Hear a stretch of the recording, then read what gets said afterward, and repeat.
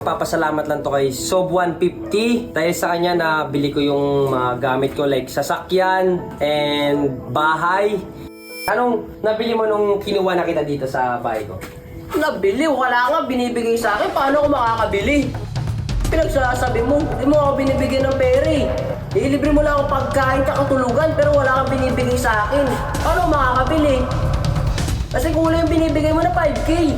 Kulang pa yung 5K, RJ? Kulang talaga. Gusto mo kasi ikaw lang ang umangat. Napaka-selfish mong tao ka. So yung guys, kasama ko yung kapatid ko si RJ, ayan. Itong video nga pala to, pagpapasalamat lang to kay Sob150 dahil sa kanya na bili ko yung mga gamit ko like sasakyan and bahay, yung natitirahan. Yun, nagpapasalamat ako sa kanya. At ito nga pala guys, dahil sa kanya din, kaya naabot ko yung pangarap ko ng pagbablog. At dahil sa kanya ngayon is 500k followers na yung unang page natin, okay? Sana guys, supportahan nyo po tong second page ko. Ayan, Boss Bullet yung pangalan. At ito nga pala guys, may papakilala ko sa inyo. Ito yung kapatid kong si RJ. Ayan, lagi ko siyang kasama sa mga vlog ko kaila Boss Jeron, kay Radic. Ayan, siya yung kasama ko. So ayun guys, kita nyo din naman guys yung suot kong Louis Vuitton. Di naman sa pagmamayabang pero nabili ko to guys ng 10k. Dahil din kay Sob yan. So ikaw, anong gusto mo sabihin? Anong nabili mo nung kinuha na kita dito sa bahay ko?